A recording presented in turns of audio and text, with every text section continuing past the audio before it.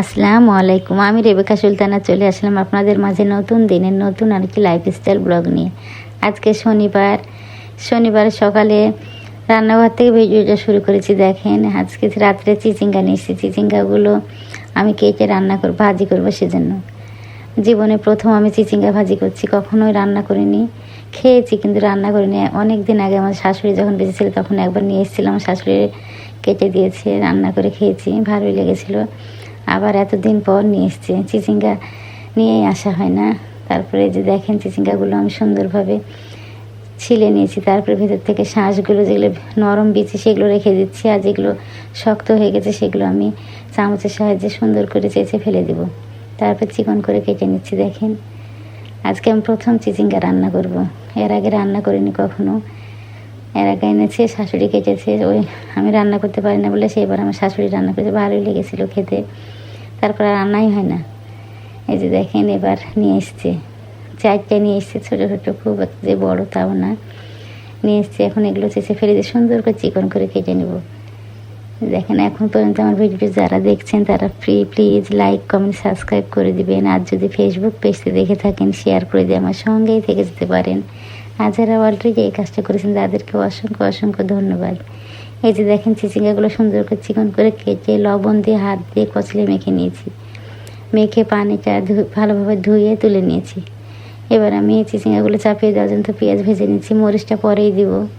আমি তেলে কোনো সময় মরিচ আগে দিই না, কারণ শুকিয়ে যায় মরিচটা কেমন, সেজন্য পরে দিই। এবার দেখেন, 2 দিন ধরে তো মেহমান আসছে। মেহমান রাত্রেও এসেছিলো, খাওয়া দাওয়া করে অনেক থাল বাসন দেখেন কালকে দুপুর থেকে জমা হয়েছে কতগুলো রেখে, সবগুলো তুলে জায়গা মতো রাখতে হবে। আগে ভাজিটা চাপিয়ে দিই।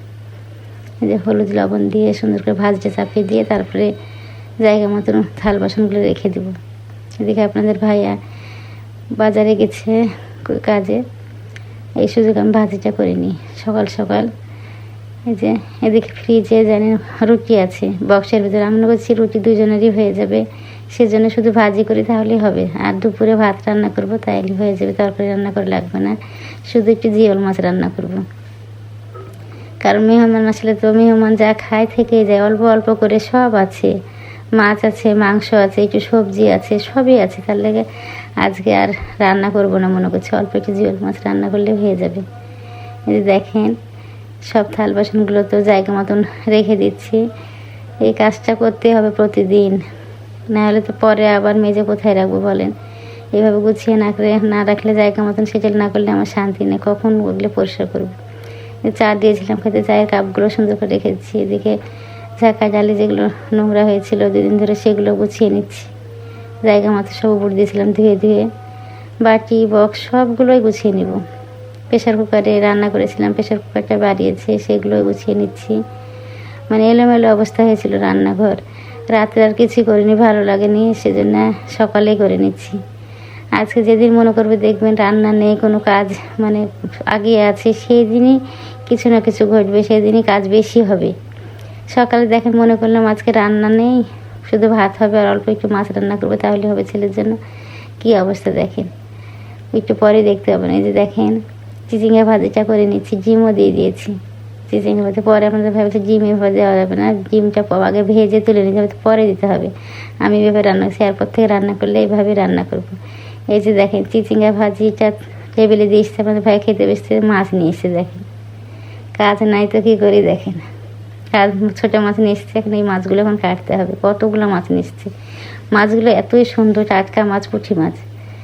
তারপরে তো পুঁটি মাছগুলো ঢেকে রেখে দেখছি রুটি অল্প আছে, আবার দেখেন 2টা গলা রুটি বানিয়ে নিচ্ছি।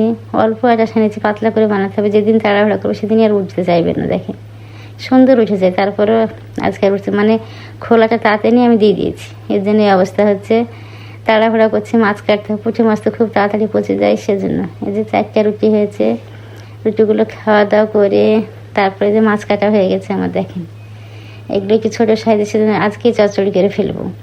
আর এগুলো হচ্ছে বক্সে রেখে দেবো। মাছ কাটতে বেশি সময় লাগেনি, জিওল মাছটা রেখে দিতে হবে। মাছগুলো চচ্চড়ি করে নিই, ছেলে তো খাবে। ফ্রিজে অল্প অল্প তরকারি আছে, ওগুলোও গরম করতে হবে। অনেকগুলো ফ্রিজে তরকারি আছে, একটু গরম করে আজকে শেষ করে দেবো সারাদিনে। রাত্রে আর রাত্রেও ভাত করবো, আজকে আর রুটি করবো না, যেন তরকারিগুলো শেষ হয়ে যায়। এই যে মাছগুলো আমার প্রয়োজন মতো আমি রেখে দিচ্ছি বক্সে বক্সে করে। এখন পর্যন্ত আমার ভিডিও যারা দেখছেন প্লিজ একটা লাইক দিয়ে দেবেন। আপনাদের একটা লাইক আমার ভিডিওটি আরও অনেকের কাছে পৌঁছে দিতে সাহায্য করবে।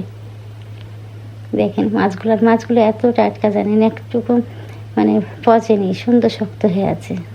এই যে মাছগুলো সব ফ্রিজে রেখে এসে এবার হাতে মেখে চচ্চড়িটা করেছি। এখানে আপনার ভাই খালি বকেই যাচ্ছে, চলো ছাদে যাবে, ড্রাগনগুলো নাকি পাখিতে খেয়ে নিচ্ছে। আমার সব গাছে যে কটা ড্রাগন হয়েছিল, বড় হয়েছিল, একদিনের বৃষ্টিতে তো সব পেকে গেছে, সবগুলো নামিয়ে নিতে হবে, না হলে পাখিতে ফুটা করে দেবে। এর আগে একবার অনেক বড় একটা ড্রাগন পাখিতে ফুটা করে দিয়েছে, শেষে নামিয়ে ফেলে দিতে হয়েছে। অত সুন্দর, এত মায়া লাগছিল, সেজন্য আজকে বলছি মাছটা চাপিয়ে চলো ড্রাগনগুলো কেটে নিই, কারণ ড্রাগন কাটা অনেক কষ্ট, হাতে কাঁটা লেগে যায়, দুজন মিলে না হলে হয় না।